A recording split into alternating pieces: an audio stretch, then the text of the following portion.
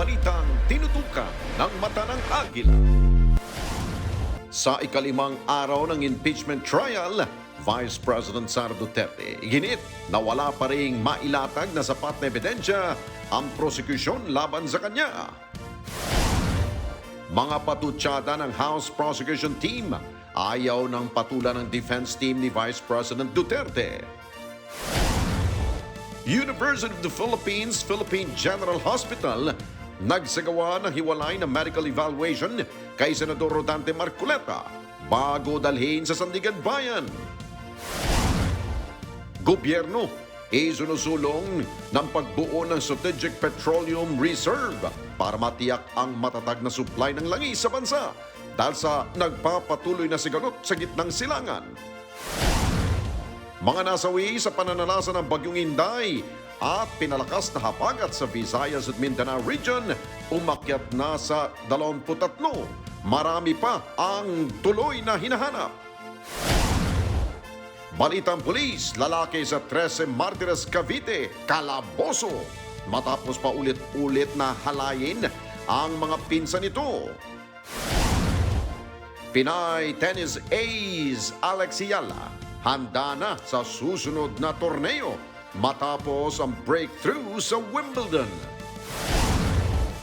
At sa balitang abroad, aso iniligtas ang bata sa pag-atake ng oso sa Connecticut, USA.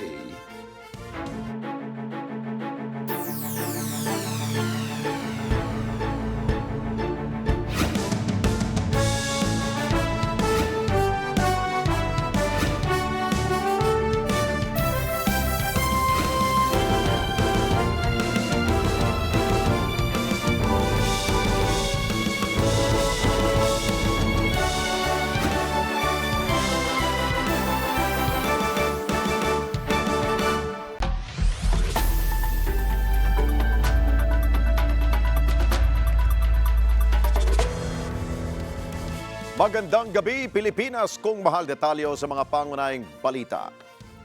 Naniniwala si Vice President Sara Duterte na wala pa rin umanong nailalatag na sapat na ebidensya ang House Prosecution Team kahit pa nasa ikalimang araw na ang impeachment trial laban sa kanya.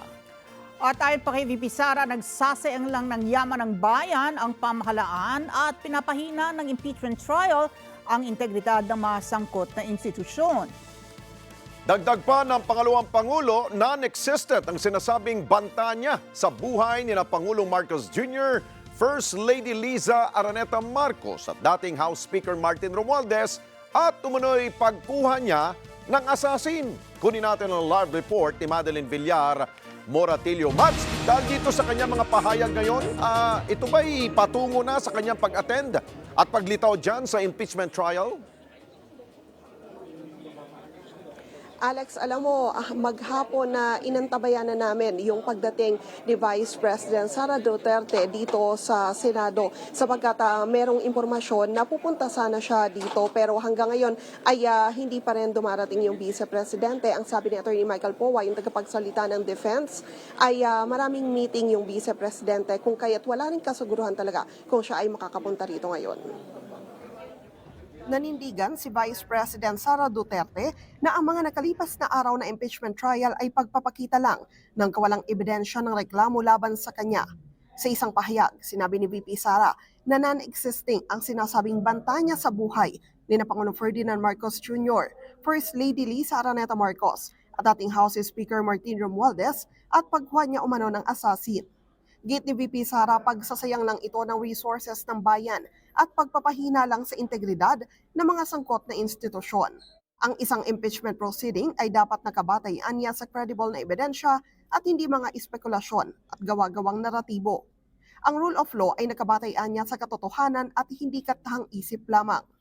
Sa pagpapatuloy ng cross-examination ng defense, kay NBI Regional Director Jeremy Lotoc, tinanong ni Senator Judge Pia Cayetano kung ang pagsasabi ba ng papatayin kita ng hindi direkta sa pinangtutungkulang tao ay may tuturing na grave threat. Binigyan diin ni Atty. Mark Vidlua ng depensa na ang salitang binitiwan ni VP Sara ay hindi pagbabanta, kundi isang sagot lang sa tanong sa kanya sa isang online press conference. That the statements made by the Vice President were not threats in the first place. That's why we were categorizing it as response, a mere response to a Q&A, number one. Number two, it was never aimed directly at BBM, FL, and the former speaker. In other words, had they not watched the video, for example, they wouldn't have known about it. So in other words, Your Honor, there was no threats to begin with. And so even the discussion on the elements is not really applicable insofar as determining the innocence or guilt of the Vice President. That is basically our position. Your Honor. That is one more thing. And practically, we maintain this position all throughout our pleadings.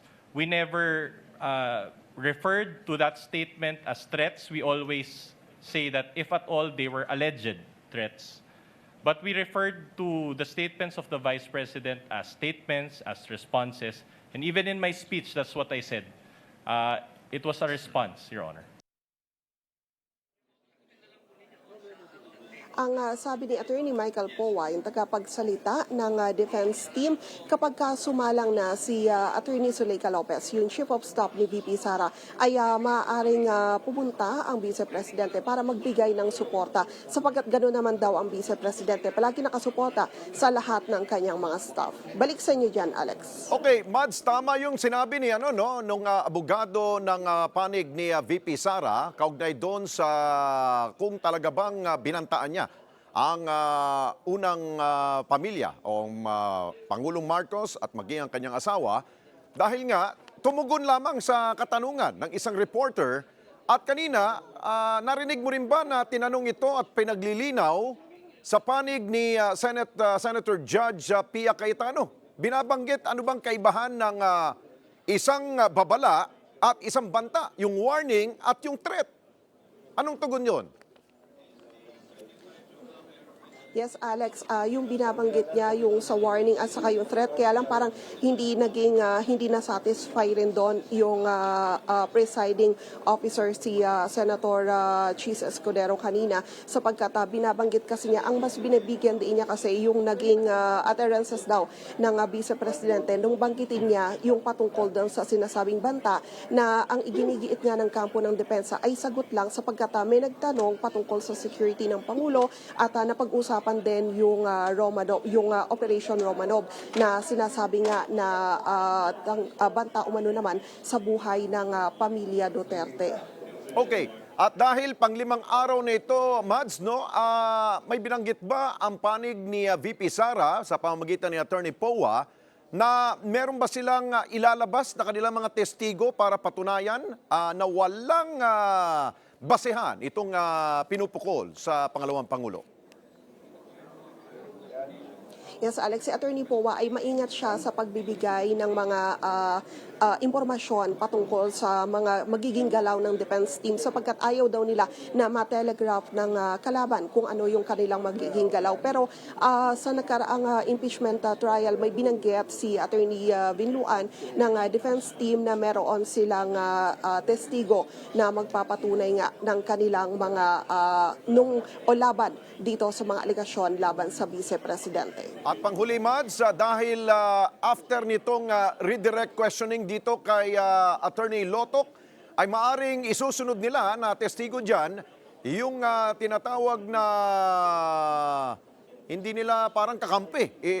Ito ay sa pamagitan ni Yusek Zuleika Lopez. Ano ang tugon dito ng kampo ni VP Sara? Yes, ang sabi ng defense team, sila ay handa sakaling maisalang man ngayong araw na ito o bukas pa si Attorney Lopez. Yan daw ay napaghandaan nilang mabuti pero hindi na nagbigay ng iba pang impormasyon si Attorney Powa. Basta ang sabi niya, handa raw sila sakaling magkaroon man ng cross-examination dito kay Attorney Lopez. Ayun, hostile witness ang ibig kong sabihin doon. Okay, maraming salamat sa Madeline Villar Moratillo. Mata natin, jump pa rin po sa impeachment court. At sa ikalimang araw ng impeachment trial laban kay Vice President Sara Duterte, iginiit ni Defense Panel spokesperson Attorney Michael Poa na ang kanilang kampo ay hindi nagbibilang kung sino ang nanalo sa bawat araw ng paglilitis sa Senado dahil nakatutok lamang sila sa pagtatanggol sa karapatan ng kanilang kliyente laban sa mga alegasyon sa ilalim ng Article 4 ng Articles of Impeachment. Detalye sa live report ni Eden Santos. Eden. Yes, Ali, day 5 na ng impeachment trial laban kay Vice President Sara Duterte. Pero hindi pa rin maiwasan na pag-usapan kung sino nga ba ang lamang sa sinasagawang paglilitis, ang depensa ba o ang prosecution. From day one, hindi kami nagbibilang kung sinong panalo sa unang araw, sinong panalo sa pangalawang araw because at the end of the day, ultimately, what will matter will be the decision of the impeachment court. So mahaba pa po kasi ito. Hindi pinatulan ng defense panel ang pasaring ng prosecution team sa pagpapatuloy ng impeachment trial laban kay Vice President Sara Duterte. Sa day 5 ng paglilitis sa Article 4 o ang aligasyon sa umano'y pagbabanta ni VP Sara sa buhay ni Pangulong Ferdinand Marcos Jr. at iba pa ay idiniin ni defense panel spokesperson Michael Poa na hindi sila nagbibilang kung sino ang panalo. Sa day 4 ng trial ay pinalutang kasi ng depensa ang punto na nasa ilalim ng kontrol ng Pangulo ang Department of Justice at National Bureau of Investigation. The NBI is under the DOJ, correct? Definitely, sir. And the DOJ is under the Office of the President, correct? Yes, sir, the executive branch, sir. Meaning the Secretary of the DOJ is under the Office of the President, correct? No question to that, sir. No question. So BBM has control over both the NBI and the DOJ, correct? What do you mean by control, sir? What's your interpretation of control? You seem to be a smart man. Ipinunto rin ng depensa ang mga maling petsa, docket number at iba pang entry sa mismong subpoena at affidavit ng witness ng prosecution na si NBI Regional Director Attorney Jeremy Lotok. Nanindigan naman ang prosecution panel na hindi nabutasan ang testimonya ng testigo. Yan na ba yung best nyo? Parang galingan nyo pa na konti. Congressman Redon is entitled to his own opinion and I don't think it would be appropriate for me to comment on that. We do not engage in such discourse. Pero iginiit ni House Deputy Speaker at Iloilo Representative Janet Garin na malinaw na pagtatagsil sa tiwala ng taong bayan ang pagbabanta ng Vice Presidente sa buhay ng Pangulo. Pero tila taliwas ito sa resulta ng iba't ibang survey firm na nagpapakita na nananatiling mataas ang tiwala ng mga Pilipino kay VP Sara sa kabila ng mga aligasyon na dinidinig sa impeachment court habang sadsad naman ang rating ni PBBM. Yung katanungan kasi sa mga surveys can also condition the answer. Ibalik po natin. Ang una kasi pinakamalaking tanong dito, sino ang nag-conduct ng survey na ito? Kanino ba ito nanggaling? Kasi pwede rin kasi ito ay isang parte ng paglilihis sa mga isyong pinag-uusapan ngayon. Pwede rin kasi itong maging diversion and then how were the questions asked? Ipauubaya naman ni Poa ang desisyon sa impeachment court kung may batayan o wala ang mga aligasyon laban sa Vice Presidente na sinigundahan naman ni Attorney Benjamin Tolosa Jr. na umiiwas na makalabag sa sub judice rule. Nasabi nga po yan, but again, I'll repeat my answer kanina. Whether may na-establish o walang na-establish, that is really up to the impeachment court, no? Ngayon, kung malakas yung ebidensya o hindi malakas yung ebidensya, I don't think the counsels of the parties and the parties themselves should be talking about kung malakas yung ebidensya because that's precisely what Rule 18 prohibits, which is talking about the merits. So sa atin, ginagawa lang natin yung trabaho natin, ine-expose lang natin yung sa tingin natin dapat ma-expose at bahala po ang impeachment court para sa kanilang appreciation po kung nailabas natin yung punto natin or kung material yung mga bagay na yan, lalo na yung mga typos. Because technically, the determination on the weight of the testimony of a witness, at the end, this will be determined by the impeachment court. But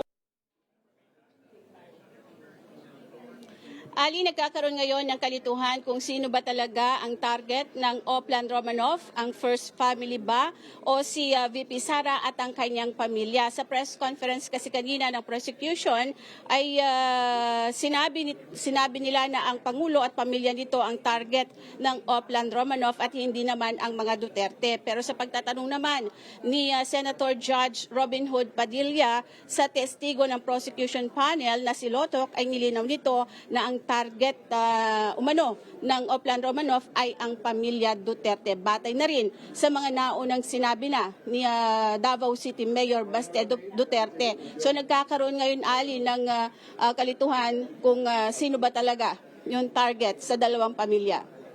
Okay, Eden, itong katanungan ko, no, malaking panahon ang ginugol para dyan talakayin yung Operation Romanov na yan na binanggit nung nagtanong na isang si Princess Maui, no, during the press conference na yon, yung live streaming na yon na November 23, 2024 na pulong balitaan ni VP Sara Duterte. Yung Operation Romanov, ikaw mo nga, hanggang ngayon talagang pinagtatalunan. Banta ba yan laban kay VP Sara? Katulad ng pagtatanong ni Princess Maui, o dahil nga si Mayor Baste Duterte ang nagbanggit nung siya ay nasa Davao na huwag kalilimutan niyang yung mga Romanov, ay tinuturing ngayon na hindi, bantayan actually sa first family. So yan ay pinagtatalunan pa. Ito ang katanungan ko, sa ginugol na panahon doon at pagtatanong ni Defense Counsel Vinluan dito kay NBI Regional Director Jeremy Lotok tungkol sa kanyang kaalaman sa Operation Romanov, ang laging kasagutan ni Lotok hindi ako ang dapat na tanungin mo at marapat na sumagot dyan. Dahil ako, ang area ko is yung Cybercrime Division na i-validate lamang yung video, i-authenticate. Pero yung pag-iimbestiga, yan ay dapat nasa larangan na at jurisdiction ng intelligence officers. Ang tanong ko, patatawag ba? Nasa listahan ba na ipatawag yung mga dapat na tanungin tungkol dito sa Operation Romanov? Actually, Ali, dun sa naging press first day ng impeachment, kabilang na din sa naipresenta yung mga kagawad ng media na kasama doon sa press conference online ni VP Sara para magbigay linaw doon sa hindi lamang doon sa Oplan Romanov kundi maging doon sa mga sabi na ni VP Sara. Pero isa 'yon doon sa naging tumatak Ali, yung Oplan Romanov. Ang sinasabi nga nila ay ang pamilya Duterte ang target nito at si Mayor Baste Duterte nga o Vice Mayor Baste Duterte na siya nang tumatayong mayor ngayon ng Davao dahil wala ang kanyang tatay ay ipinaalala niya yon dahil sila nga yung target ng Oplan Romanov. Pero sa mga paglipas ng mga araw dito sa impeachment trial, kanina lang ay pinapalabas na nga na ang target nitong Oplan Romanov ay hindi ang Duterte family, especially VP Sara, kundi ang first family o itong pamilya ni Pangulong Ferdinand Marcos Jr. Ali. At sa mga susunod na impeachment trial, inaasahan natin na hindi lamang ilang kagawad ng media na nakadalo doon sa press conference na yon ang nais paharapin ni Senate President Win Gatchalian dito sa impeachment trial para mas makita yung buong picture nung naging kaganapan doon sa press conference na yon. Hindi lamang kasi 6 yung media na nandoon, kundi nasa 4 na po yata ang dumalo. Pero 6 lamang yung ang nais ipatawag or isinama ng prosecution panel doon sa kanilang mga nabanggit sa investigasyon ng NBI, Ali. So kanina ang interpretasyon na lumabas na kaya nabanggit, ang interpretasyon na lumabas doon sa nabanggit ni Mayor Baste na Romanov, kailangan natin mag-brush up sa ating world history. Dahil yung mga Romanov ay pamilya na pinatalsik sa kanilang bansa, at tapos ay kalaunan, makalipas ang ilang panahon, ay pinatay yung buong pamilya. Kaya kaya kailangan natin magrepaso ng ating world history. And with that, magpapasalamat ako. Maraming salamat, Eden Santos, nagulat live. Anong pa? Samantala, nagpaalala naman si dating Senate President Coco Pimentel laban sa pagkuha o pagharap ng hostile witness sa nagpapatuloy na impeachment trial kay Vice President Sara Duterte. Partikular na binanggit ni Pimentel itong imbitasyon kay Attorney Zuleika Lopez, ang longtime aide ng ikalawang Pangulo at ikatlong saksi o hostile witness ng prosecution panel. Katwiran ni Pimentel, kadalasan nauuwi umano sa walang pagharap ng hostile witness. Ang hostile witness ay tumutukoy sa mga testigo o resource person mula sa panig ng depensa. Si Lopez ay testigo sa mga grave threats and assassination plot na ginawa umano ni Duterte laban sa Pangulong Marcos Jr. at sa pamilya nito sa isang online press conference noong November 2024. Kaya naman, tanong ni Pimentel, ano ang nais mapatunayan ng prosekusyon sa pagkuha kay Lopez bilang hostile witness na dapat kumpirmahin na nasa kwarto siya noon kung saan ang umunay pagbabanta ng pangalawang Pangulo. Magugunitang sa video na ipinakita sa paglilitis kasama ni VP Sara sa kwarto na nakaupo habang ito ay nasa Zoom press conference. Sa ating balitang pulis, kalaboso ang isang lalaki matapos ireklamo ng paulit-ulit na pangahalay ng magkapatid na kanyang pinsan. Sa 13 Martires City po yan sa Cavite. Detalye sa ulat ni Martin Banaag. Arestado ang lalaking ito matapos umanong paulit-ulit pagsamantalahan ang dalawang magkapatid na kanyang pinsan sa 13 Martires City, Cavite. Ayon sa investigasyon ng mga otoridad, noong 2025, sinimulan umanong halayin ng sospek ang magkapatid na isang 17 anyos at 16 anyos na babae. Noong 2025, si suspect ay galing po ng Pagsanhan, Laguna na di umano involved siya sa illegal drugs. So nandito siya dahil sa magtago nga para hindi niya mahuli. And that's the time na yung pagtatago niya rito is yung pala hinahalay niya pala yung dalawang magkapatid na tinuturing natin na pinsan niya. Nang lumabas ang warrant of arrest laban sa suspek ay kagadamang natunton at naaresto ito sa Pagsanhan, Laguna. Nung nalaman ni suspect na naipile na yung kaso, umalis na rin siya rito sa ating lungsod. Umuwi siya ng Pagsanhan, Laguna. And then ditong 2026, lumabas na yung warrant. So immediately nag-coordinate or meron kaming na-receive na information na nandun siya sa Pagsanhan, Laguna. So immediately we conducted operation that resulted na naaresto po siya. Hindi na po magsasalita.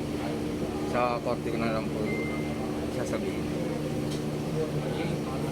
Samantala, ang pagkakahuli sa naturang sospek ay bahagian niya ng pinaigting na kampanya laban sa mga wanted person na sakleo sa Cavite upang matiyak na ang mga akusadong may mabigat na kaso ay mapanagot sa batas. Martin Banaag para sa Mata ng Agila. Matatag, matapang, matapat. Sa pool naman sa CCTV recordings ang pinaniniwalaang hold-up incident dyan sa isang food stall sa Pandibulacan madaling araw ng Linggo.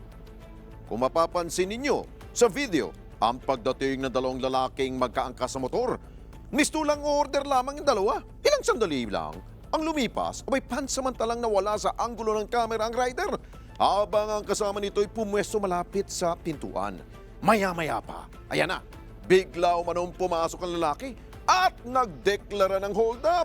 Dinig sa video ang tinig ng isa sa mga suspect na tila nagbabanta sa tauhan ng tindahan. Pakinggan nyo.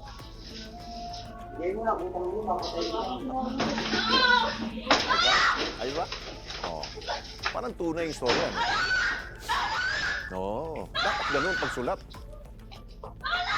No, kita mo? Sakto, no? Sakto siya eh.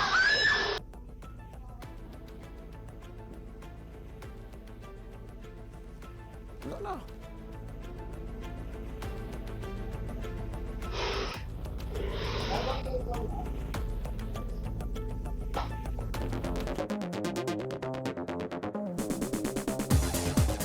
Sa ating balitang abroad, sinabi ni Pangulong Donald Trump ng Estados Unidos na nais ng kanyang bansa na maging guardian o tagapagbantay ng Strait of Hormuz.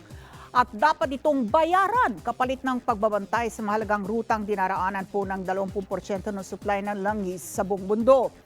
Ayon po kay Trump, titiyakin ng Estados Unidos na mananatiling bukas ang strait o kipot at manawagan siyang bayaran ng Amerika ng 20%, 20% ng halaga ng lahat ng kargamentong daraan dito bilang kabayaran para sa seguridad.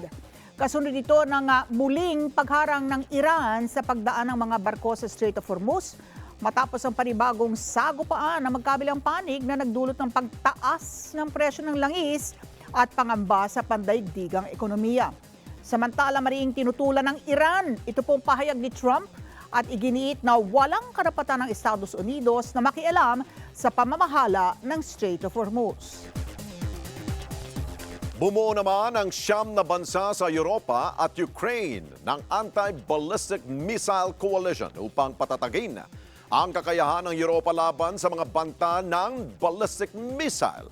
At ayon sa pinagsanib na deklarasyon na inilabas ng tanggapan ng Pangulo ng France, Sweden, maging mga leader ng Denmark, France, Germany, Italy, Netherlands, Norway, Spain, Britain at Ukraine na ang pagtatatag ng koalisyon ay purely defensive.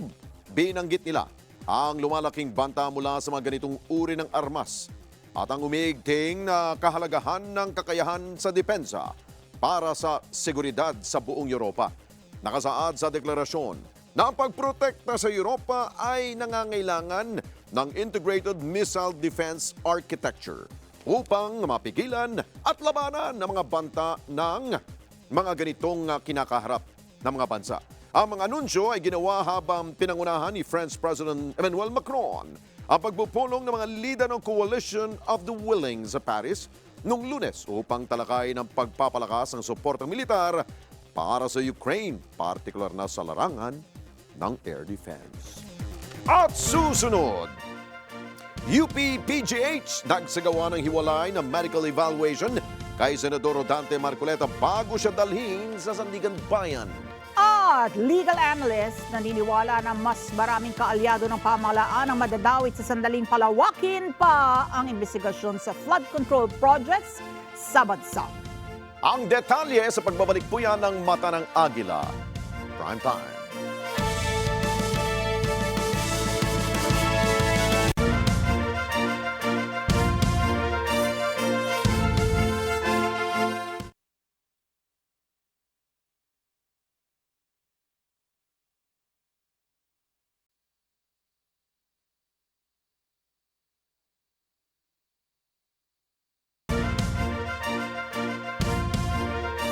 Balik po tayo sa mga balita. Dinala si Senador Rodante Marcoleta sa UP-PGH o Philippine General Hospital para po yan sa karagdagang medical evaluation bago siya dalhin sa Anti-Graft Court o sa Sandigan Bayan.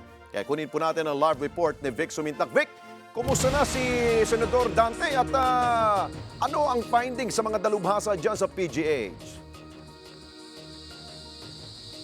Alex, si Senador Rodante Marcoleta ay ibinalik nga dito sa Philippine National Police General Hospital matapos na siya ay dalhin sa UP-PGH o Philippine General Hospital sa lungsod ng Maynila para doon sa kautusan ng Sandigan Bayan na magkandak ang PGH ng hiwalay na medical evaluation kay Senador Marcoleta. Sa ngayon, inihayag ng liderato ng Philippine National Police na ipinauubayan na sa Sandigan Bayan ang paglalabas ng opisyal na resulta ng medical evaluation ni Senador Rodante Marcoleta na ginawa ng PNP General Hospital at UP-PGH dahil si Senador Marcoleta ay ihaharap nila sa Sandigan Bayan bukas ng alas 8 ng umaga.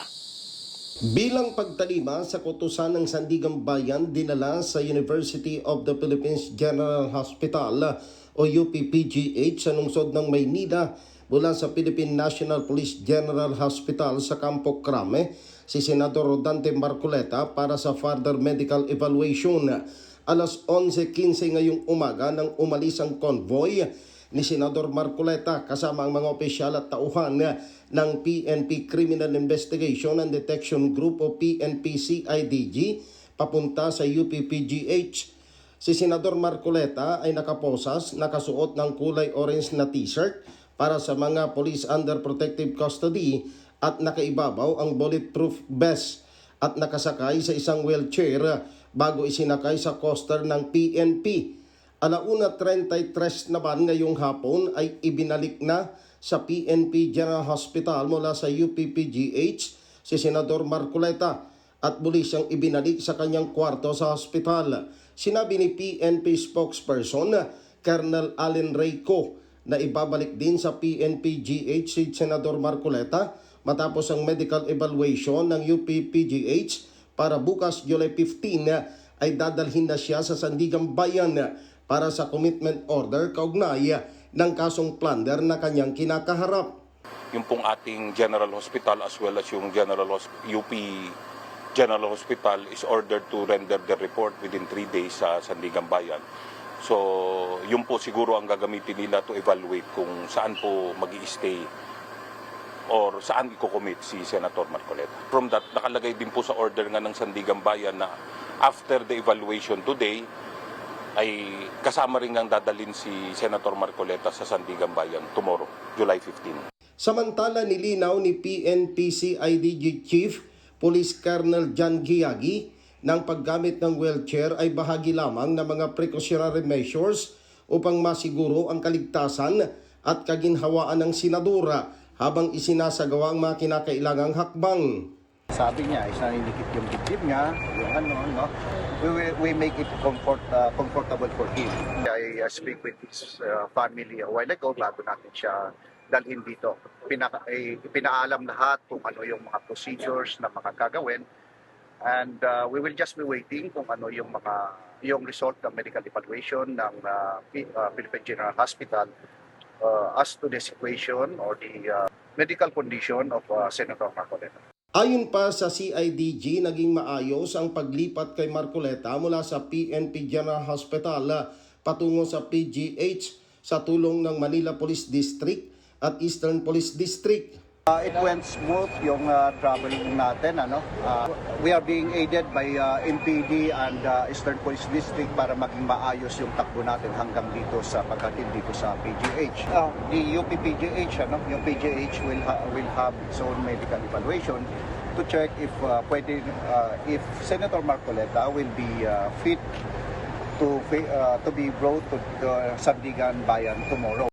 Magugunitang noong July 6 matapos isilbi ang arrest warrant kay Senador Marcoleta at habang isinasa ilalim siya sa booking process sa PNP-CIDG headquarters sa Campo Crame ay dumaing ng paninikip ng dibdib at mataas na blood pressure kaya siya dinala sa PNP General Hospital. Sa mga isinagawang serye ng medical examination, natuklasan na si Senador Marcoleta ay mayroong mild pneumonia kaya isinailalim siya sa medication kung saan pinag-take siya ng antibiotics sa loob ng 1 linggo. Alex, sa ngayon si Senador Marcoleta ay magpapalipas ng gabi dito sa PNP General Hospital at gaya ng pahayag, siya ay naimpormahan na ng PNP-CIDG na bukas ng umaga siya ay ibiyahe na patungo sa Sandigang Bayan. Inihayag pa ni Colonel Giagi ng CIDG-NCR na anuman ang magiging desisyon ng Sandigang Bayan, handang sundin ito ng PNP. Balik sa inyo, Alex. Okay, balikan ko lang, Vic. Nilabas ba ng PGH yung evaluation? Meron bang resulta na? Alex, ang resulta, direktang isasubmit nila sa Sandigan Bayan. Okay. Kaya ang sabi ni Colonel Giyagi, yung findings ng PNP-CIDG, ng Philippine General Hospital at ng maging PNP General Hospital ay ang maglalabas na bukas ang Sandigan Bayan, Alex. Ayun. So, ito, tanong ko, tanong ng taong bayan, inaamin ba ng pambansang pulisya na kung bakit dinala sa isang independent hospital tulad ng UP-PGH si Senador Marcoleta ay dahil hindi kaya ng PNP General Hospital ang mga gagawing evaluation? Tinanong namin yan kanina kay Colonel Allen Reyco, ang spokesperson ng PNP. Pero ang sabi ni Colonel ko, hindi nangangahulugan na hindi kaya dahil lahat naman ng medical procedure ay nandito sa PNP General Hospital. Ayun. Sinunod lamang nila ang kagustuhan ng Sandigan Bayan na magkaroon ng isang confirmation evaluation para malaman talaga kung yun bang findings dito sa PNP General Hospital ay yun din ang findings sa Philippine General Hospital, Alex. Ayun. So, mali yung sinasabi sa mga reports na independent UP-PGH. Dahil nga, ang alam ko, PNP, independent rin yan. Wala naman silang pinapanigan dyan, Vic, di ba? Alex, ako mismo ang nagtanong kay Colonel ko. Yeah. Sabi ko, bakit Philippine General Hospital na isang government hospital din? Oo. Samantalang ang PNP General Hospital ay government din. Ayun. Dahil ang sabi ko, kay Secretary Bunuan, private hospital sa Medical City. Ayun. Ang sabi ni Colonel ko, pareho lamang daw yon dahil ang kailangan lang ay second opinion ng Sandigan Bayan. Ayun, mas malinaw yun. Dapat ganun ang kwento. Second opinion para at least kung magkaroon man ng variety of result, baka may problema dun sa nagtetest. Di ba, Vic? Pero abangan natin bukas, Alex, dahil inihintay din ng PNP-CIDG kung ano talaga yung resulta ng medical evaluation. Pero reading between the lines, Alex, imposibleng hindi alam ng PNP-CIDG. Official announcement na lang ang kanilang hinihintay dahil ang pahayag ng PNP-CIDG sa kanilang evaluation as of now, fit to travel na si Senador Marcoleta. Fit to travel going to Sandigan Bayan, ha? Hindi fit to travel abroad. Ha? Linawin natin yon na Kuya Vic. Ha? So, Yes. ang mangyayari dyan kung... sabi na, fit to travel to Sandigan. Ayun, to Sandigan Bayan lang. Okay, kung ang resulta ay paborable, healthy ang ating senador, malalaman bukas sa Sandigan Bayan kung saan siya dadalhing ospital, tama ba? Hindi. Kung healthy siya, walang problema, mayroon ng naunang commitment order, isasama na siya kay Senador Jinggoy Estrada sa Quezon City Jail sa Payatas. Ayun. So, ano pa pala, no?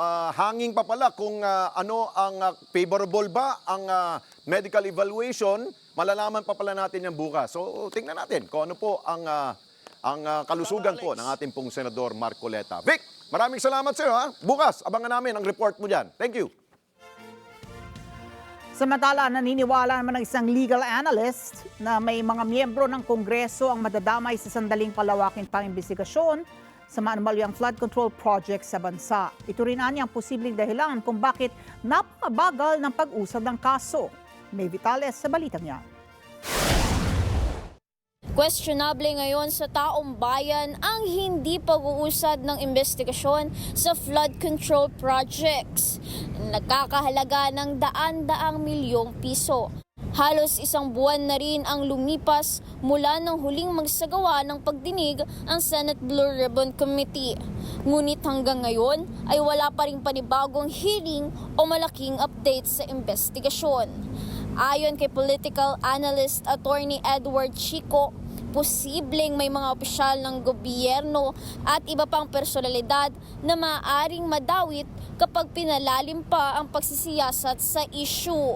Aniya may posibilidad ding makaladkad sa kontrobersya ang ilang public officials o maging sa Kongreso kaya wala silang interes na ituloy ang investigasyon. Yes naman na ang batas ay nawa-weaponize for political purpose And of course, it is in the best interest of the administration na hindi masyadong busisiin itong flood control project, because if they do that, there are certain individuals and public officials who may get implicated, and that would not be good for this government. Say, they would not show any interest in digging further or probing really into this flood control controversy. Dagdag pa ni Attorney Chico, hindi rin umano malayong may mga kaalyado ng administrasyon ang masasangkot kung lalawakan pa ang saklaw ng investigasyon. Sinabi rin niyang hindi siya magugulat kung may mas mataas na opisyal na madadawit sakaling masusing mabusisi ang mga reklamong inihain kaugnay ng mga proyekto. Naniniwala ako na may mga individual na kaalyado ng administrasyon who may be implicated if they would dig further. Sa kabila nito, iginiit ni Attorney Chico na mahalagang may pagpatuloy ang investigasyon upang matiyak ang pananagutan ng sinumang mapapatunayang sangkot sa anumang irregularidad. Nabala niya kung walang mapananagot, posibleng maulit lamang ang parehong mga problema sa mga susunod na proyekto habang patuloy na nakakaranas ng pagbaha ang maraming komunidad. Yun yung nagiging problema dyan eh. At kapag walang accountable, hindi sila matututo. Kapag hindi sila natuto, gagawin nila uli. At kapag ginawa nila uli, hindi maayos yung problema. And hanggat may baha, tayo ay mariremind. We are constantly reminded kung ano yung ginawang kalokohan ng mga politiko na yan. Habang patuloy ang pagbaha sa iba't ibang bahagi ng bansa ngayong tag-ulan, mananatili ring nakabinbin ang mga tanong sa anomalya sa flood control projects. At habang wala pang malinaw na resulta ng investigasyon, patuloy ring hinihintay ng publiko kung sino ang mananagot sa mga proyektong inilaan upang protektahan sila laban sa baha. May Vitales, para sa Mata ng Agila, matatag, matapang, matapat. Nagpalabas naman ng arrest warrant ang Makati Regional Trial Court Branch 148 laban ito kay Attorney Levy Baligod kaugnay ng 2 counts ng cyber libel. Sa isang social media post, binanggit ni Attorney Baligod na natanggap na niya ang kopya ng kanyang warrant.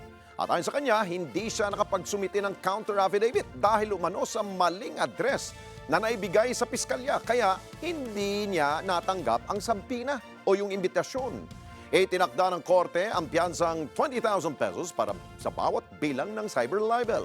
Si Baligod ang tumatayong legal counsel ng grupo ng mga dating sundalo na naging testigo sa mga aligasyon na umano'y irregularidad sa flood control project scam. Sa iba namang balita, hindi makikialam ang pamahalaan ng Pilipinas sa inulunsad na kampanya ng Estados Unidos laban sa International Criminal Court o ICC. Ayon po sa Malacanang, ang polisiya ng Washington ay hindi sakop ng kontrol ng Pilipinas. Layunin ng Administrasyong Trump na hikayatin ng ibang bansa na mag-withdraw na sa ICC at putulin ang suportang pinansyal dito na tinawag niyang banta sa soberanya ng Amerika. Nagbabala pa ang US na susuriin ang relasyon sa mga bansang tatangging talikuran ang ICC. Sa kabila nito, nanindigan ng Administrasyong Marcos na susundin pa rin nila yung tinatawag pong mga residual obligations sa tribunal. Hiniyak din ng palasyo na ipatutupad ang mga warrants of arrest laban sa mga kasabwat ni dating Pangulong Duterte na kasalukuyang nakadetine sa The Hague. Arestado na ng otoridad ang lalaking suspect sa pamamaril na ikinasuwi ng tricycle driver at ikinasugat ng isang pulis sa lungsod ng Cotabato.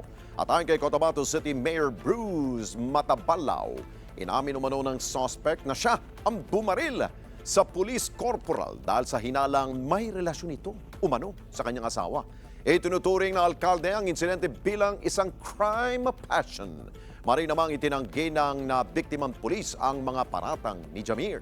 Patuloy siyang nagpapagaling ngayon sa ospital matapos magtamo ng 3 tama ng bala. Sa gitna ng pamamaril, abay tinamaan ng ligaw na bala ang tricycle driver na nagkataong dumaraan sa lugar. Nasawi ang driver nito habang sugatan naman ang batang pasahero. Sinampahan naman ng kasong murder, frustrated murder at illegal possession of firearm itong si Jamir at itinuring ang kanyang kaso bilang case solved. Sugatan naman ng 2 miyembro ng Philippine National Police o PNP matapos masangkot sa aksidente ang kanilang mobile patrol car sa Puerto Princesa City. Naganap ang insidente kaninang madaling araw sa kahabaan ng North National Highway sa Barangay San Manuel. Agad namang rumisponde ang mga otoridad upang mabigyan ng paunang lunas ang 2 pulis bago sinugod sa ospital. Ayon po sa pulisya, nasa maayos namang kondisyon ang mga nasugatan at patuloy na tumatanggap ng kinakailangang gamutan. Hindi pa inilalabas ng mga investigador ang eksaktong sanhi o dahilan ng aksidente habang isinasagawa ang masusing pagsusuri sa lugar, kondisyon ng sasakyan at mga pahayag ng mga saksi. Nanawagan din ng pulisya sa publiko na iwasan ang pagkalat ng mga hindi beripikadong impormasyon habang patuloy ang investigasyon. Ito, itinuturing pong bayani. Itong si Bella. Isang alagang aso matapos itong iligtas ang 6 na taong gulang na bata mula sa sumusugod na oso sa Connecticut, US of A. Ayan, panuorin natin ang video. Asan yung oso dyan? Ayun! Hinabol, Batay sa kuha ng home security camera, hinabol nito ang oso at inilagay ang kanyang sarili sa pagitan ng oso at ng bata. Ang oso ay may tila natakot at mabilis itong tumalilis. Ngunit inabutan ito ni Bella sa gitna ng driveway at kinagat. Ganun, Gumapang ang oso sa ilalim ng bangkang nakaparada sa driveway, dumaan sa likod sa pagitan ng mga bahay at tumakbo patungo sa kagubatan. Bilang pasasalamat, sinabi ng ama ng bata na bibigyan niya si Bella, yung aso yan ng special na steak sa susunod na family steak night. Wow! Mahigit 10,000 tinatawag po na excess deaths ang naitala sa iba't ibang bansa sa Europa kasunod po nitong matinding heat wave noong huling bahagi po ng buwan ng Hunyo. Ayon po yan sa Euromomo. Mahigit 9,000 po dito sa mga nasawi, edad 65, 65 pataas. Ito pong excess deaths ay tumutukoy sa bilang ng mga nasawi na lumampas sa karaniwang inaasahang dami ng pagkamatay sa isang partikular na panahon batay sa mga nakaraang datos. Ayon sa mga siyentipiko, halos imposibleng mangyari ang ganitong tindi ng init kung wala ang climate change na dulot ng gawain ng tao. Babala nila habang patuloy na umiinit ang mundo, mas magiging madalas, mas matindi, at mas nakamamatay ang mga heat wave na nagdudulot ng lumalaking banta sa kalusugan ng publiko sa Europa. Ang matinding heat wave noong huling bahagi po ng Hunyo ay nagdulot nga po ng power outages, pansamantalang pagsasara ng mga paaralan at pagtala ng record-breaking na mataas na temperatura sa kasaysayan sa France, Spain at United Kingdom. At susunod, Department of Energy isinusulong ang pagbuo ng Strategic Petroleum Reserve para matiyak ang matatag na supply ng langis sa bansa. At aabot sa 24 na Chinese vessels na mata ng Philippine Navy sa West Philippine Sea. Detalye sa pagbabalik po yan ng mata ng Agila Prime Time.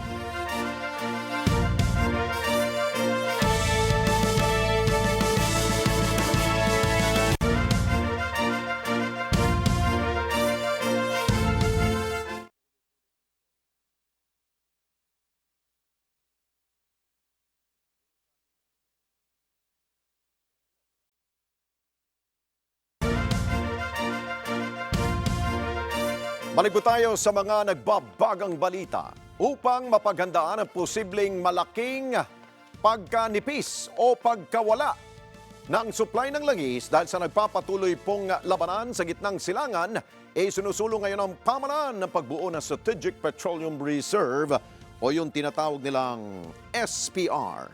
Layunin nito na magkaroon ng matatag na supply ng langis sa bansa sakaling mahirapan ng gobyerno na makakuha ng supply sa pamamagitan ng pag-angkat nito.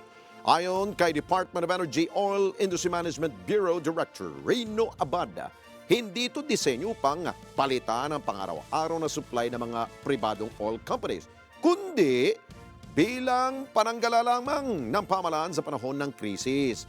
Kasalukuyang nang nasa committee level sa House of Representatives ang panukalang ito para sa pagbuo ng Strategic Petroleum Reserve o SPR nga.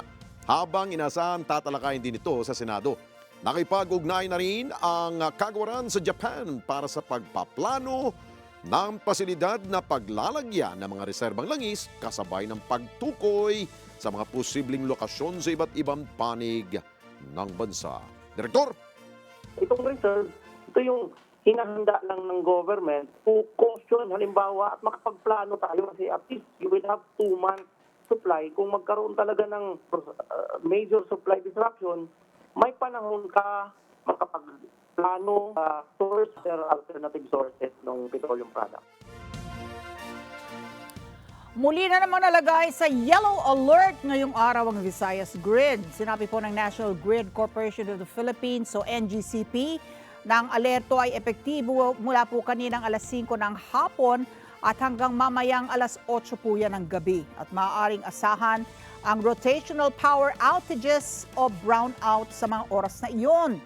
Ayon pa sa NGCP, mananatiling insufficient o hindi sapat ang supply ng kuryente at hindi matutugunan yung mga pangangailangan ng grid sa oras ng aberya na may magagamit ang kapasidad na 2,590 megawatts habang inaasahan na aabot lamang sa 2,394 megawatts ang peak demand.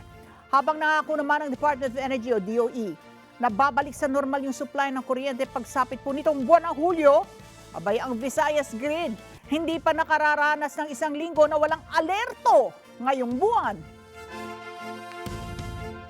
Biyaheng Singapore naman si Pangulong Marcos Jr. para sa 3 araw na working visit doon. At ayon sa Malacanang, kabilang sa layunin ng pagbisita ng Pangulo ay para sa preparasyon ng Singapore bilang susunod na chairperson ng Association of Southeast Asian Nations o ASEAN sa taong 2027. Kasama rin sa aktibidad ng Pangulo ang courtesy call kay Singaporean Prime Minister Lawrence Wong. Inasahang mapag-uusapan ng dalawang lider ang pagpapalawak ng kooperasyon sa pagitan ng dalawang bansa pagdating sa trade and investment, environmental initiatives, healthcare at regional global development. Makikibahagi rin anya ang Pangulo sa Milken Institute Private Roundtable Discussion sa Philippine Embassy sa Singapore kung saan makakasalamuhan niya ang mga business leaders ng Singapore. Patuloy naman na iispatan nitong mga otoridad ang presensya ng mga barko ng China sa West Philippine Sea. Sa huling datos, 24 na Chinese vessels ang namataan ng Philippine Navy sa 4 na maritime features mula July 7 hanggang July 13. Ang mga ito ay 4 na Chinese Coast Guard vessels sa Ayungin Shoal, habang 13 Chinese Coast Guard vessels naman sa Baho de Masinloc. Sa Escoda Shoal, 2 Chinese Coast Guard vessels at 1 People's Liberation Army Navy ang namonitor ng mga otoridad. Samantala sa Pag-asa Island, 2 Chinese Coast Guard vessels at 2 PLA Navy ship din ang namataan. Tiniyak naman ng Armed Forces of the Philippines, ating AFP, na magpapatuloy ang kanilang pagbabantay at pagmamonitor sa mga teritoryo at karagatang sakop ng bansa. Ito ay upang mapangalagaan ang pambansang soberanya at mga karapatan ng Pilipinas alinsunod sa international law. Gayun din upang mapanatili ang kapayapaan, seguridad at katatagan sa rehiyon. Sa iba pang balita, ipanagutos ngayon ni Pangulong Marcos Jr. na maging prioridad sa mga popondohan sa ilalim ng 2027 budget ang mga proyektong pwede nang ipatupad at pakikinabangan ng mas maraming mamamayan. Sa isang pahayag, ayon sa Malacanang, na patuloy pa ang pagrepaso sa panukalang 2027 National Expenditure Program o yung NEP. Yan ay kahit tapos na itong himayin ng buong gabinete nung nakalipas sa linggo. Sa nasabing pulong noong 9 ng Hulyo, iniharap ng DBM o Department of Budget and Management ang nilalaman ng 2027 NEP na isinumit ni sa Pangulo. Batay sa National Budget Memorandum 158 na inisyo ng DBM nakasaad na tinatayang nasa 7.2 trillion pesos ang panukalang pambansang pondo para sa susunod na taon. Katumbas ito ng 21.7% na gross domestic product ng bansa. Sa iba pang balita, tinapos na yung araw ng Korte Suprema yung pong oral arguments kaugnay ng 2024, 2025 at 2026 national budgets. 6 na araw po yung kabuuang panahon na ginugol sa mga pagdinig at pinag-utos ni Chief Justice Alexander Gesmundo sa mga partido at sa amicus curiae o yan po yung mga Friends of the Court ang pagsumite ng kanilang memoranda sa loob po ng 20 araw. Nauna nang hiniling ni Supreme Court Associate Justice Benjamin Caguioa sa mga mambabata sa Senado at House of Representatives na magsumite ng tinatawag na compliance under oath na nagpapatunay na wala silang hawak na mga dokumento na ni-request ng mataas na hukuman kaugnay ng 2024 budget.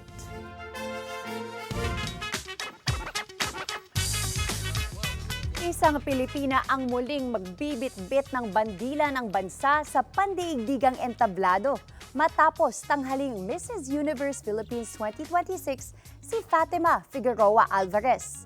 Habang mula sa pagiging viral sa social media hanggang sa pagiging paksa ng isang dokumentaryo, patuloy na pinatutunayan ng isang grupo ng Pinoy Rondalia na buhay at umuunlad ang musikang Pilipino. Narito ang aking report. Kinoronahan bilang Mrs. Universe Philippines 2026 si Fatima Figueroa Alvarez matapos manaig sa kompetisyong nagbibigay pugay sa kagandahan, talino at advokasya ng mga kababaihang Pilipina. Sa kanyang talumpati, iginiit ni Fatima ang kahalagahan ng kababaihan bilang mga leader at tagapaghatid ng positibong pagbabago sa lipunan. Anya, ang tunay na lakas ng isang babae ay makikita sa kanyang kakayahang magbigay inspirasyon, maglingkod at magbigay ng pag-asa sa kapwa. Samantala, sinabi ni Mrs. Universe Philippines National Director Charo Calalo na layunin ng organisasyon na basagin ang mga limitasyong matagal nang ikinakahon sa kababaihan at bigyan sila ng mas maraming pagkakataong maipakita ang kanilang kakayahan. Inaasahang mas mapapalawak pa ng Mrs. Universe Philippines ang boses at impluwensya ng mga Pilipinang kababaihan sa pandaigdigang komunidad. Samantala, tampok ang FFHNAS-SPA Rondalia sa dokumentaryong Eternal Resonance na nagbibigay pugay sa kanilang ambag sa pagpapanatili ng musikang Pilipino. Sinabi ni Maestro Marco Polo Ignacio na higit sa pagiging viral, layunin ng grupo na mahikayat ang kabataan na bigyang halaga ang sining ng Rondalia. Marami nagsasabi, sabi nga nung isa na taga-Italia pa nga, sabi niya, please tour them around the world. Kung pwede nga lang na maitur ko itong mga bata sa buong mundo kasi yung ginagawa namin, yung ginagawa nila ay nakakapagbigay saya.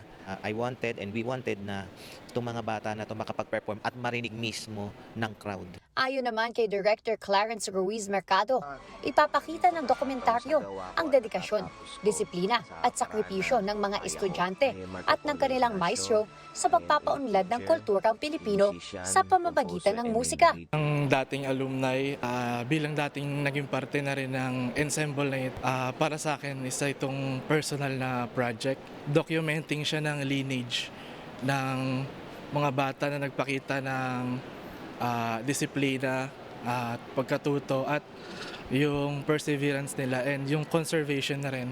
Nagpahayag din ng suporta ang ilang panauhin sa media conference na binigyan diin ang mahalagang papel ng eskwelahan sa pagpapanatili ng mayamang pamana ng musikang Pilipino at sa pagbibigay inspirasyon sa susunod na henerasyon ng mga alagad ng sining. It's really a wonderful experience for as young as 13 or 14, showcasing their talents in this venue, in Intramuros, of course. I included Sir Marco in my tourism video, and I was really amazed of how he has brought up the Rondalia and how soulful the music that Rondalia provides. Somehow, na-inspire ako na to support them through social media because these kids are really great.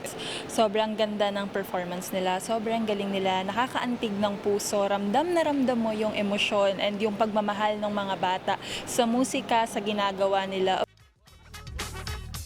Samantala, gaganap si Judy Ann Santos bilang yumaong superstar at national artist for film and broadcast arts na si Nora Honor sa nalalapit na biographical film na Bernal, na magbibigay pugay sa buhay at pamana ng national artist for cinema na si Ishmael Bernal. Isinulat ng National Artist for Film and Broadcast Arts na si Ricky Lee ang pelikula na matagal na rin niyang pinapangarap na maisakatuparan. Samantala, si Jericho Rosales naman ang napiling gumanap bilang direktor na si Ishmael Bernal. Makakasama rin sa pelikula sina Iza Calzado at Atom Arroyo sa mga papel na hindi pa inilalantad ng produksyon. Matatandaang naging malapit na katuwang ni Ricky Lee si Ishmael Bernal sa ilan sa mga pinakatanyag na pelikulang Pilipino gaya ng Himala, Manila by Night at Relasyon na hanggang ngayon ay kinikilalang mahalagang obra sa kasaysayan ng lokal na sining Pilipino. Sa pamamagitan ng Bernal, inaasahang muling mabibigyan liwanag ang buhay, sining at malaking ambag ni Ishmael Bernal sa industriya ng pelikulang Pilipino. Habang bibigyang buhay naman ni Juday ang isa sa pinakamahalagang personalidad sa kasaysayan ng Philippine cinema na si Ate Guy. At yan na muna ang hot stuff. Balik sa inyo, Alex at Ali. Salamat, Gianna! At susunod, nasawi sa pananalasa ng Bagyong Inday at pinalakas sa habagat sa Visayas Mindanao, umakyat na sa 23. At Quezon City Local Government sinusulong ang pagpasa ng mga ordinansang naglalayong wakasan ang bullying sa loob ng mga eskwelahan sa lungsod. Detalye sa pagbabalik po yan ng Mata ng Agila Prime Time.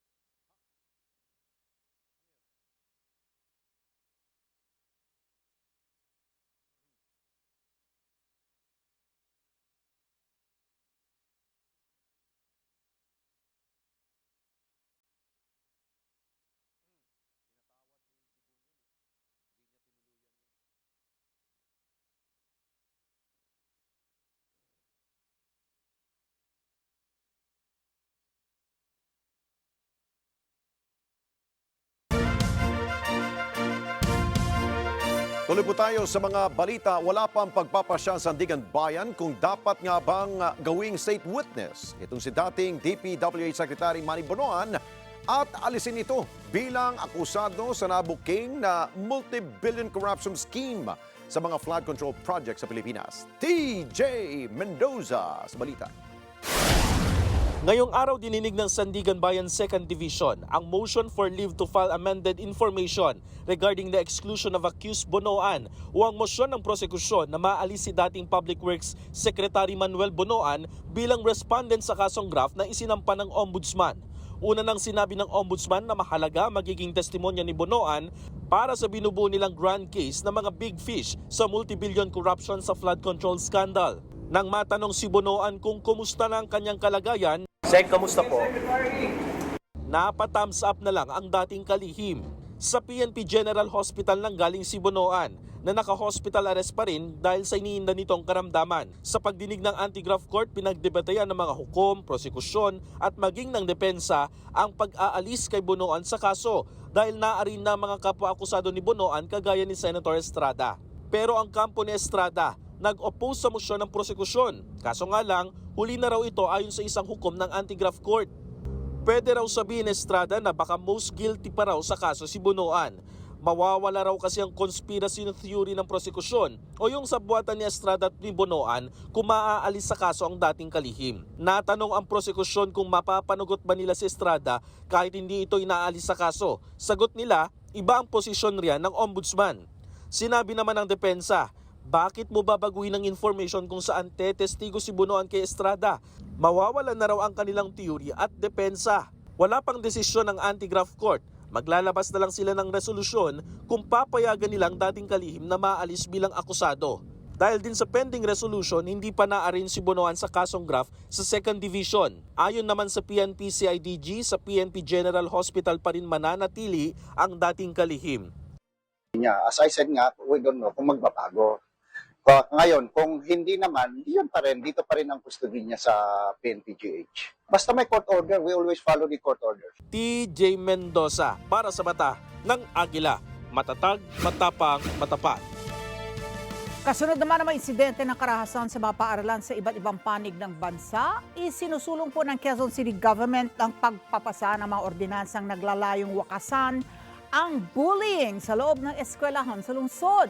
Nagbabalik sa detalye si TJ Mendoza. Isinusulong ngayon ng Quezon City Government ang mga ordinansang naglalayong wakasan ng bullying sa loob ng mga silid-aralan.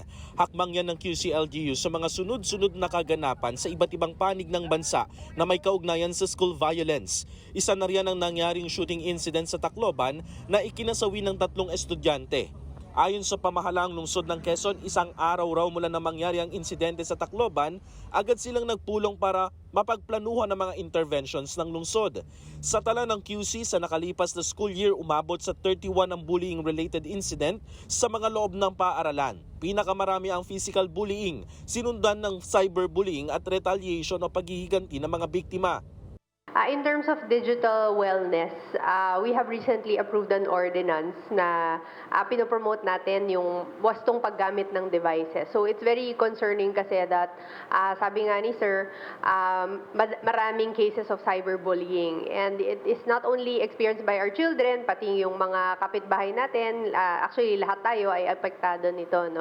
Bukod sa nilulutong ordinansa na maglilimita sa mga estudyante na gumamit ng gadget sa mga paaralan, gusto rin ng QCLGU na maturuan ng mga magulang ng mga estudyante.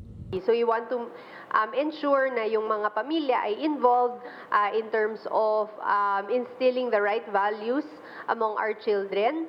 And sana mabigyan ng suporta ito ng ating pamayanan. Gaya nga sabi ni Sir, hindi lang naman po kapulisan ng involved, hindi lang yung local government, but it always is a whole of society approach when it comes to child rearing and supporting our children. Bumaba naman ang tala ng bullying-related incidents na naitala ng Quezon City Anti-Cybercrime Team ng PNP. Bukas po tayo always, 24/7 po tayo yung office natin na mag-receive ng mga complaints na regarding sa may kinalaman sa cyberspace. Unang-una na yung mga napopost online, yung magrereklamo, pupunta sa office natin, magrereklamo kasi sinisiraan sila online. So, ang mga ginagawa po natin dito is mostly, sir, is prevention po ang pinaka-importante. TJ Mendoza, para sa mata ng Agila. Matatag, matapang, matapat. Samantala, muling sinuspindi ang klase sa San Jose National High School sa lungsod ng Tacloban sa Leyte matapos makatanggap ng online na pagbabanta ng pamamaril sa loob ng paaralan 1 linggo matapos maibalik ang face-to-face classes doon. At ayon sa paaralan, ipinadala ang mensahe nito sa pamamagitan ng messenger ng isang account na nagpakilalang JM Magallanes. Sa mensahe niya, binanggit na may 10 taong o 10 taong pupunta sa paaralan upang magsagawa ng pamamaril. At tinukoy pa umano ang mga estudyante sa grade 7 at grade 8 bilang mga target.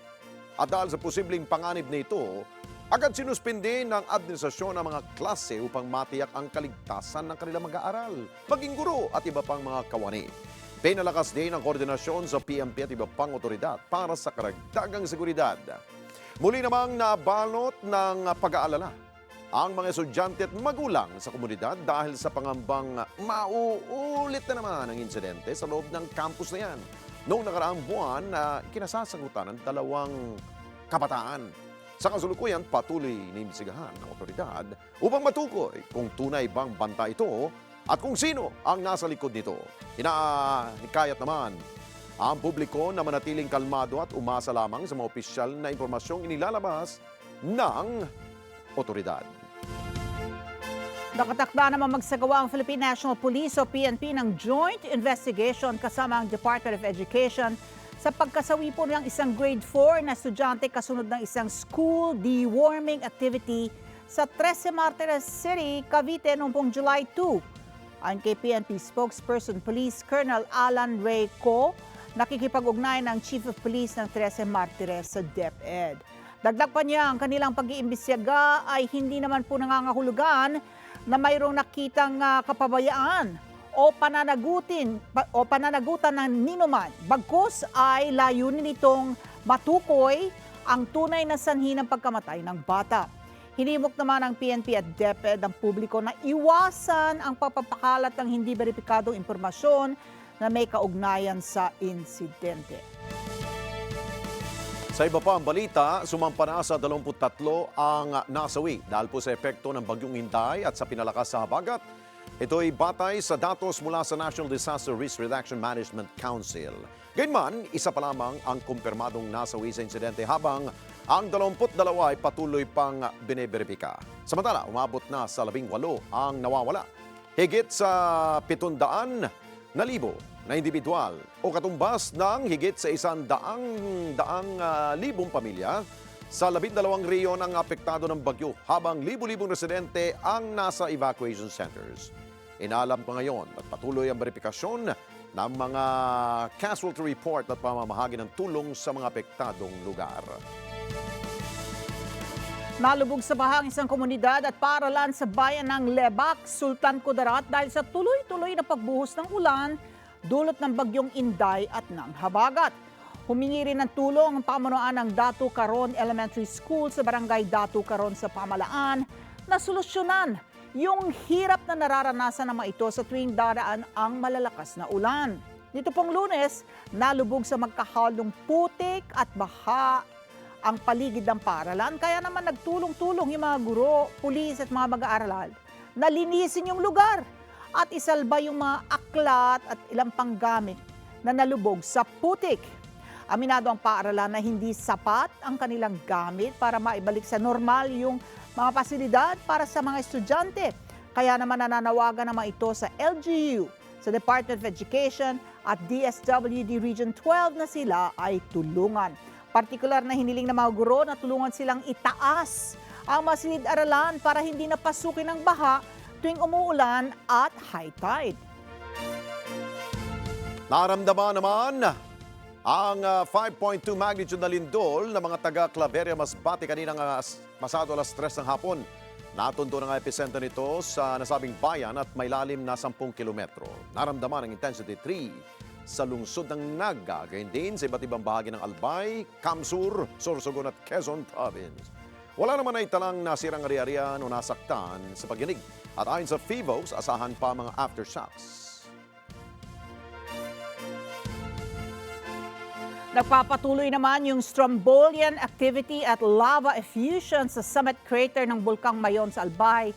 Pasado alas 12 po yan hanggang alauna kaninang madaling araw. Ang Strombolian activity ay isang uri po ng pagsabog ng bulkan kung saan yung mga natipong gas ay sumasabog ng paulit-ulit, ngunit hindi naman gaanong malakas. Nagbubuga ito ng mga kumikinang natipak ng lava na tinatawag na cinder o bomb. Ang nasabing aktibidad ng bulkan ay nasa ika-170 araw na. Nananatili naman sa alert level 3 ang Bulkang Mayon. Samantala, nagpalabas ng notice to airmen o NOTAM ang Civil Aviation Authority of the Philippines para sa mga flights malapit sa Bulkang Mayon. Sakop ng NOTAM ang vertical limits mula sa surface hanggang 11,000 feet. Epektibo ang NOTAM simula kanina alas 3:54 ng madaling araw hanggang alas 3:12 ng madaling araw bukas. Pinayuhan din ang mga flight operator na iwasang lumipad malapit sa bulkan. Nilamo naman ng apoy ang residential area ng Dagupan Extension, Gagalangin, Tondo, Maynila. At ayon sa Manila Disaster Risk Reduction Management Office, alas 5:42 ng hapon, itinaas sa ikalimang alarmang sunog. Batay sa inisyal investigasyon, ang sumingaw na LPG ang sanhi ng sunog. Hindi na madaanan ang New Antipolo Street at iba pang lansangan sa lugar dahil napuno na ito ng mga fire trucks. Sa tindi ng sunog niya, umabot sa NLEX Connector Road ang sunog. Ganun!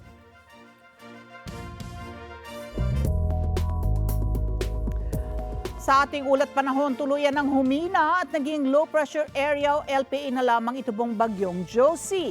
Huli itong namataan sa laing 1,905 kilometers east o silangan ng southeastern Luzon. Wala nang direktang epekto ang LPA sa panahon sa bansa at inaasahang tuluyang lalayo sa kalupaan sa susunod na 24 na oras. Gayunman, yung remnants nito, yung mga naiwang kaulapan, ang siyang magdadala ng pag-ulan sa Dinagat Islands. Ang habagat ang sanhi ng malakas na pag-ulan sa Ilocos Norte, Ilocos Sur at Abra. Habang localized thunderstorms naman ang sanhi ng pag-ulan sa Metro Manila at natitirang bahagi ng bansa. Samantala, isang bagyo ang nabuo sa labas ng Philippine Area of Responsibility o PAR at alas 3 ng hapon namataan ito sa layong 940 kilometers west-northwest ng extreme northern Luzon o sa bisinidad ng Guangdong, China. Taglay nito lakas ng hangin na 35 kilometers per hour at bugsong umaabot sa 70 kph. Palayo sa PAR o pakanluran, hilagang kanluran yung direksyon ng bagyong nasa kategoryang tropical depression sa bilis na 20 kph. Batay naman sa huling track na pag-asa kaugnay sa LPA na dating bagyong Josie, alas 12:30 na madaling araw kanina nang pumasok ito sa PAR, subalit makaraan ng 8 oras ito'y humina at naging LPA. Sinabi ng State Weather Bureau na ang bumasag o nagpahina sa dating bagyong Josie ay ang malakas na tinatawag na vertical windshield. At sa ngayon, wala pang namamatang susunod na papasok na bagyo sa PAR.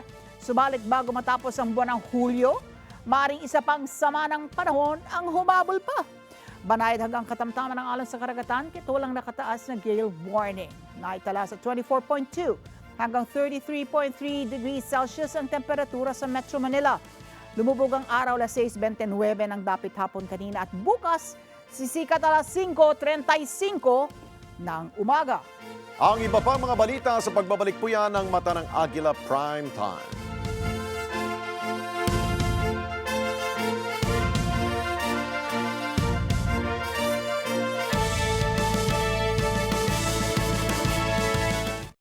Gawa sa natural na bilberry, ang iBerry ay tutulong para luminaw ang iyong mata. Para sa malinaw na paningin, iBerry! Halagang paalala, ang iBerry ay hindi gamot at hindi dapat gamitin panggamot sa anumang uri ng sakit.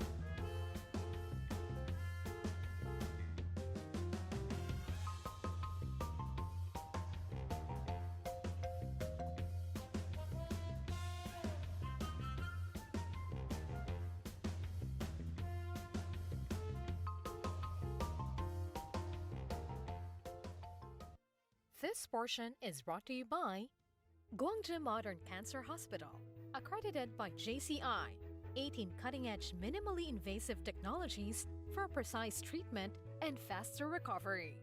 We have helped thousands of patients successfully fight cancer.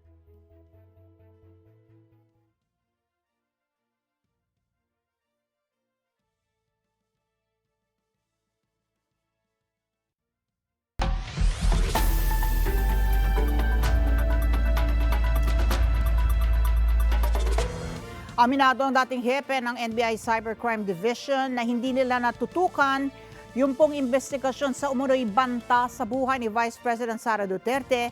Kasama na diyan yung umunoy banta ni House Speaker Martin Romualdez. Wala rin daw nakausap ang NBI ng mga individual at wala ring solidong ebidensya kaugnay sa sedition case laban kay Vice President Sara Duterte. Karagdagang detalye sa live report ni Mar Gabriel. Mar.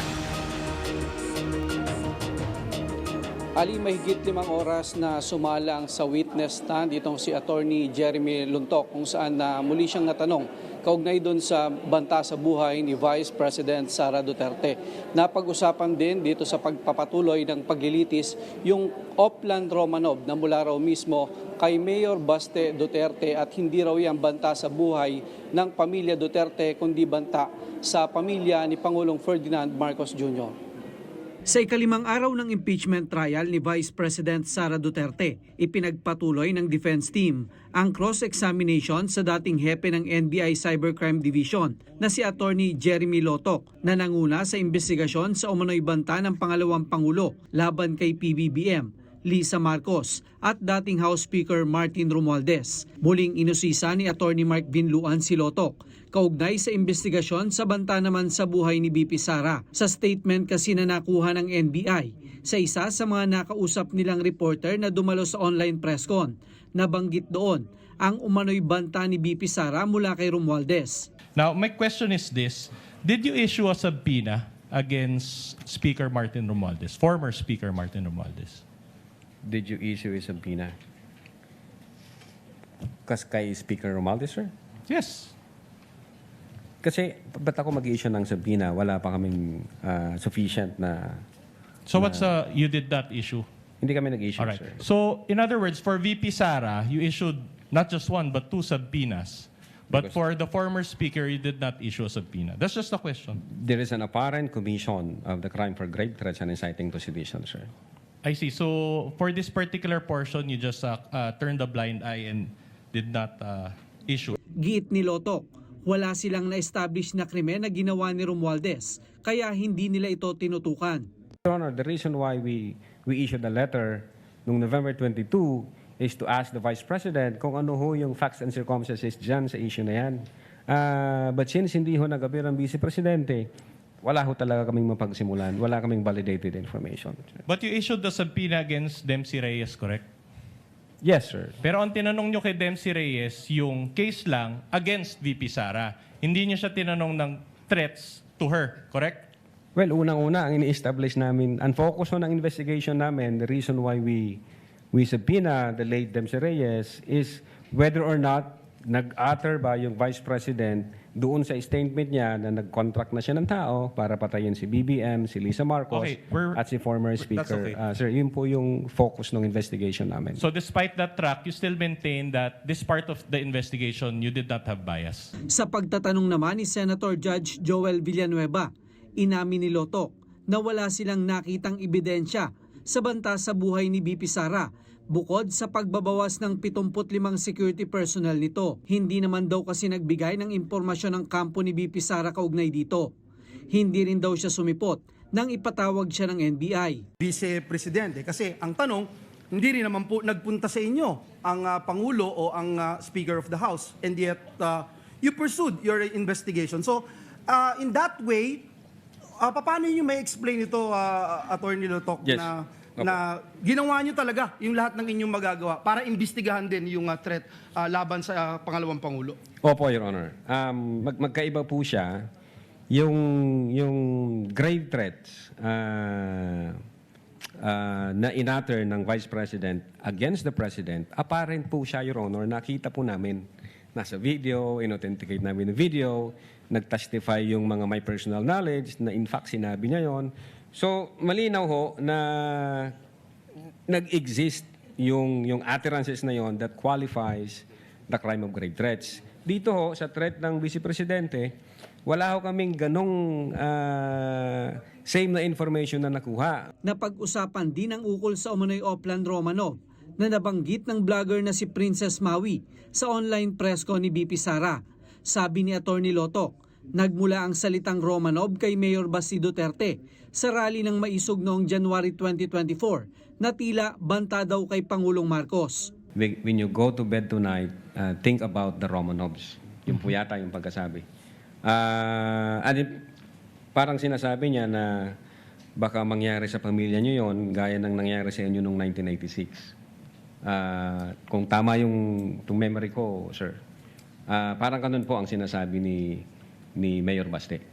Kaya nga, Mr. Presiding Officer, nagtataka ako na binanggit yan ni Princess Maui doon sa press conference, sa online press conference ni BP Sara, yung Romanov na banta for Sara Duterte. When in fact, it was Baste Duterte ang nabitaw ng salita na yon warning sa first family. So, which, Mr. Witness, para sa'yo, saan ba talaga yung Romanov nag-umpisa? Yes, Your Honor. So, ang sabi mo, hindi naging part ng investigation nyo do sa inyong investigation report or sa affidavit of investigation, yung open source ng maisog. Nausisa rin si Atty. Lotoc, kaugnay naman sa inciting to sedition case na isinampa nila laban kay BP Sara. Sa pagtatanong ni Senator Judge Raffy Tulfo, inamin ni Lotoc na ang reaksyon ng mga ahensya ng gobyerno at ang mga komento lang sa social media ang naging basihan nila sa pagsasampa ng kaso. Wala daw silang nakuhang affidavit mula sa sino mang individual kaugnay nito. Meron bang elements of sedition doon sa mga utterances nyo? Ang elements na ini-establish po namin, which is under the law, is whether or not the speeches would tend to steer the people against the government. So how would you know kung mag-steer yun ng uprising o magkukumbinsi sa mga tao na mag-alsamasa base doon sa utterances ng BP Sara? The fact ko na nag-issue ng statement yung mga government agencies tasked to protect national security, at ang sabi ko nila, that's an active threat, that's an issue of national security. So definitely na-disturb ho yung ating... How? Well, nag-alala ho ang nasa gobyerno. Meron ba kayong at least man lang nakausap ng mga tao, inimbestiga further kung talagang merong epekto yung kanyang mga sinabi? So far as the Cybercrime Division is concerned, Your Honor, hindi ho kami nakapag-focus dyan. Siguro ang pwede ho makasagot niyan, Your Honor, yung intelligence service po namin.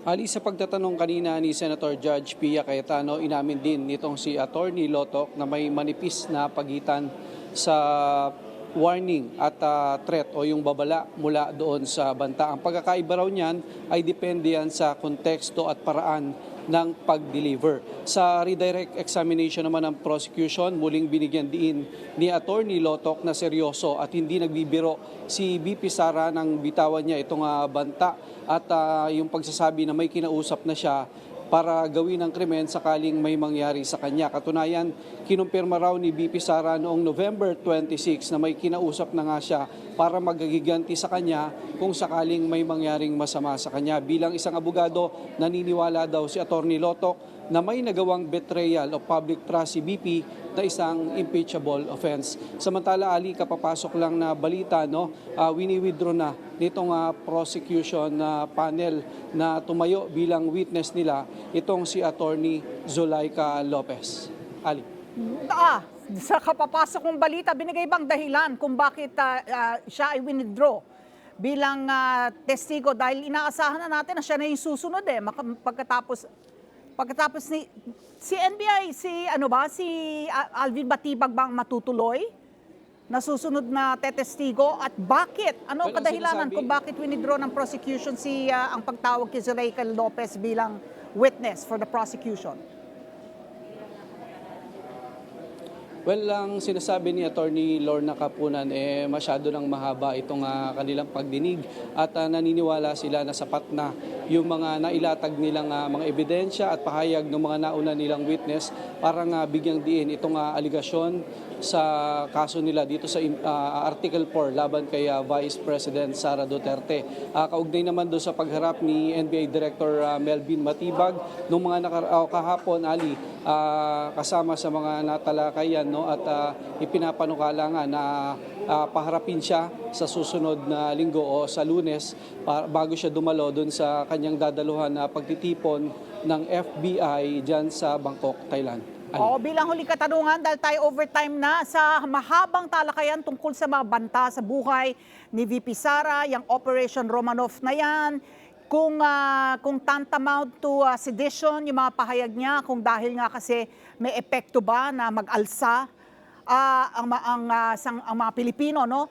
Ang laging kasagutan ni Jeremy Lotoc ay hindi niya jurisdiction sa ilalim ng Cybercrime Division, kundi yung NBI Director ang makakasagot niyan o kaya yung intelligence services ng NBI. Nasa listahan ba ng ipatatawag yung dating NBI Director at kung sino man sa NBI Intelligence Service ang dapat sana ay nag-iimbestiga nagbanta sa buhay ng pangalawang Pangulo.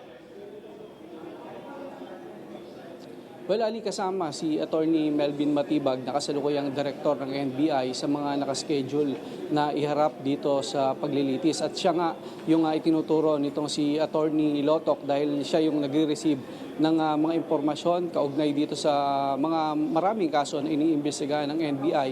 Kasama na nga itong mga banta o itong pagbabanta ni BP Sara, at the same time yung banta rin sa buhay ni BP Sara. So sila raw yung mga tamang individual na makakasagot sa mga impormasyon na yan. Ali. Alright, maraming salamat. Mar Gabriel, nag-uulat live mula sa Senado. Umani ng papuri mula kay Pangulong Ferdinand Marcos Jr. ang Filipina tennis player na si Alex Iyala dahil sa pagpapamalas nito ng galing, partikular na sa kanyang makasaysayang laro sa Wimbledon. Tinanggap din ni Iyala ang iginawad ng presidential citation sa kanya sa isang special homecoming reception na inihanda para sa kanya sa Malacanang. Si Madeline Villar-Ratillo sa balita. Ginawaran ng presidential citation ang Filipina international tennis player na si Alex Iyala kasunod ng kanyang makasaysayang laro sa Wimbledon at iba pang achievements nito. Personal na tinanggap ni Iyala ang parangal sa isang aktibidad sa Malacanang. I'm so grateful for this recognition. I'm so grateful to be in a room filled with such amazing people. It's so humbling to be in the presence of all of you. Sinalubong ni na Pangulong Ferdinand Marcos Jr. at First Lady Liza Araneta Marcos sina Iyala at magulang nito pagdating sa Malacanang. I never in my wildest dreams would I have thought that I would be having dinner here at Malacanang, at the Malacanang Palace next to you, and be receiving such kind and genuine words. And I feel very seen. Sa nasabing reception para kay Iyala, kinilala rin ng Pangulo ang mga sakripisyo ng magulang nito para marating ng kanilang anak ang posisyon ngayon sa international tennis. We also know, especially those of us who are involved in sport in any way, even tangentially, really well know the sacrifice and what you had to go through, the commitment that you had to go through. Pangako naman ni Iyala, ipagmamalaki niya kahit saan mang panig ng mundo na siya ay isang Filipino. Because when we're proud of you and we see one of ours doing so well, we're proud of ourselves. Madeline Villar-Ratillo para sa Mata ng Agila. Matatag, matapang, matapat. At yan ang hot stuff, basta mga balitang patok sa panlasa ng Masay Pasok, meron yan dito. Ako pa rin ang inyong hot stuff kabalitaan, Gianna Llanes. Balik sa inyo, Alex Tally. May Kenny Walago at tayo ay overtime na. Okay. At yan po mga pangunahing balita sa ating bansa at sa ibang panig ng mundo. Para sa bago at patas na balita, ito po Mata ng Agila Prime Time. Ako po si Ali Soto. Matatag na dadagitin po ang bawat impormasyon, matapang sa paghahanap ng katotohanan at matapat na magbabalita po sa inyo. Maraming salamat po sa inyong pong pagsubaybay. Ako po si Alex Santos. Magandang gabi. Pilipinas kong mahal.